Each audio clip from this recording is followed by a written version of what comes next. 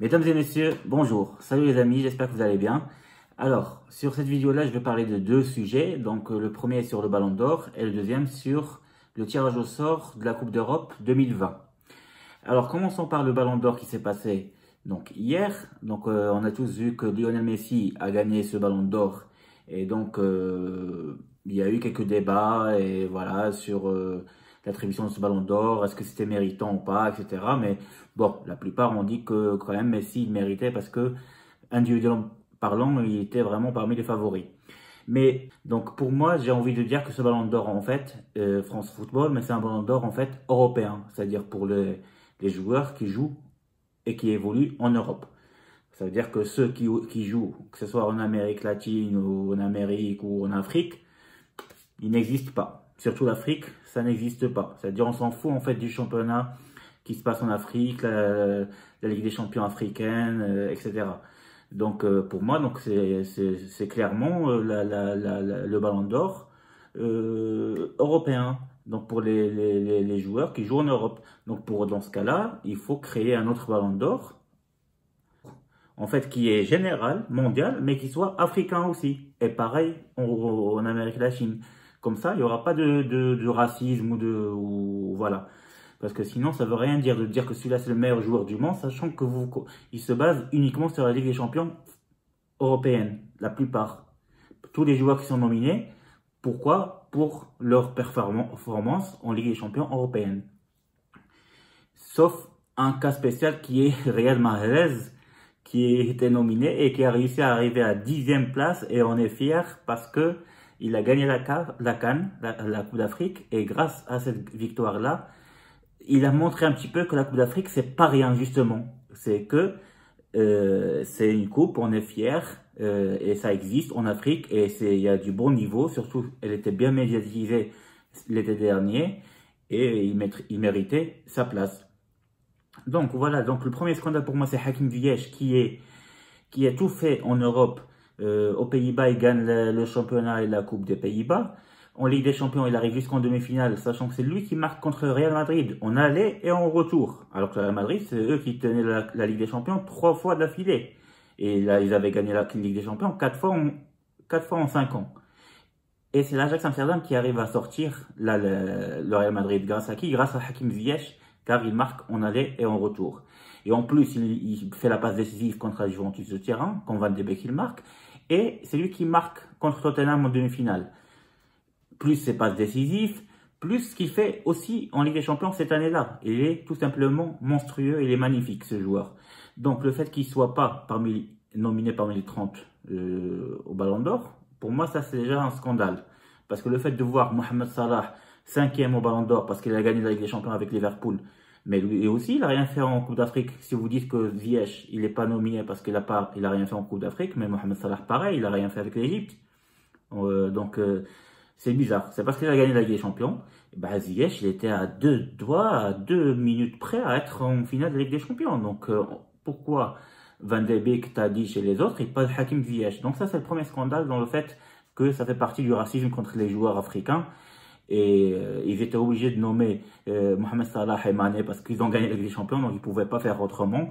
Et Riyad Mahrez, bravo à lui parce qu'il a gagné la Coupe d'Afrique, et donc c'est pour ça qu'il a été nominé.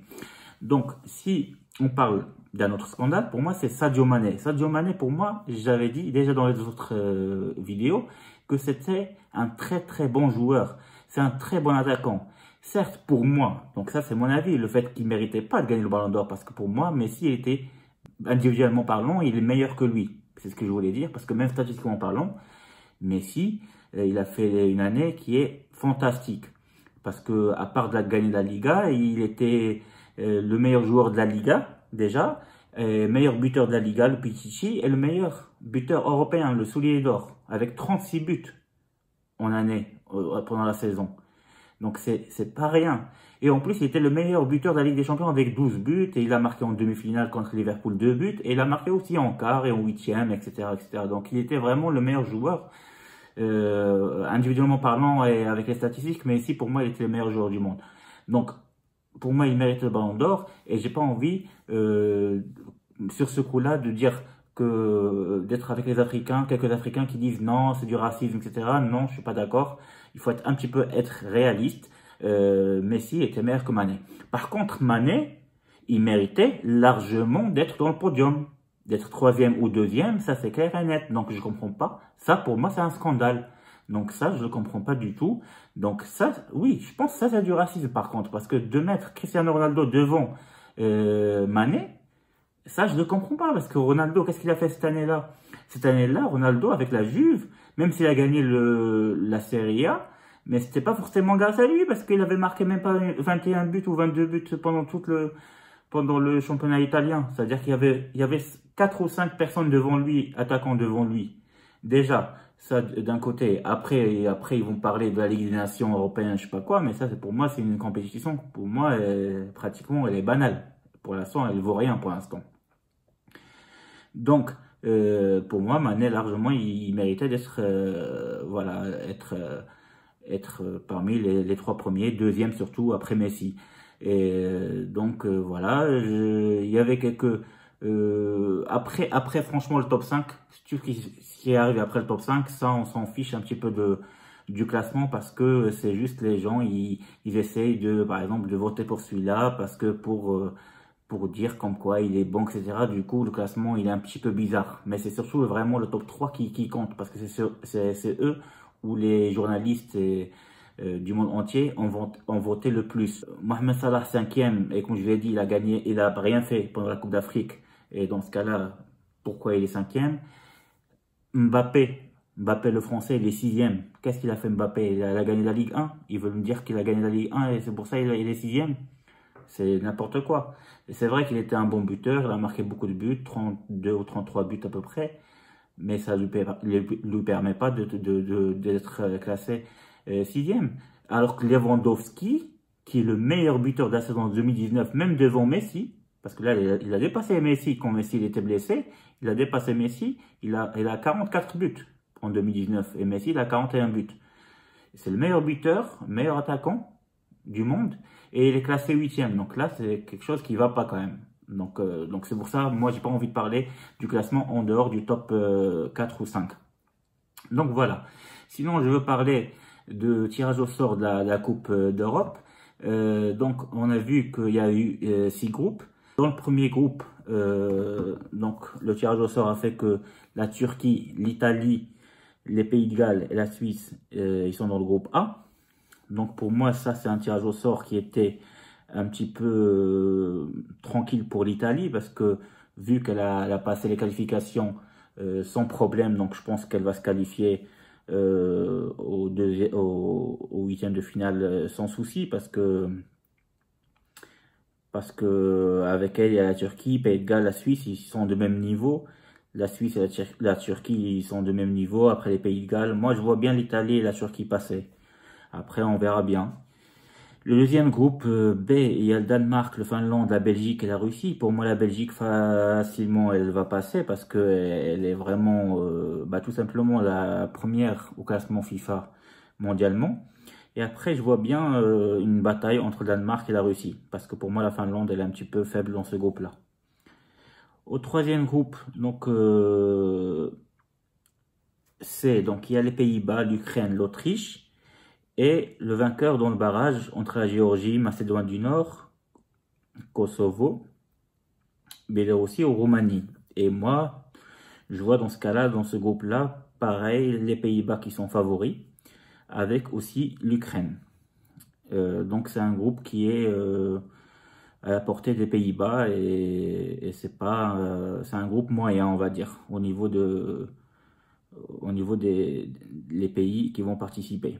Le groupe D, il y a l'Angleterre, la Croatie, la République tchèque et le vainqueur entre l'Écosse, Norvège, la Serbie ou l'Israël.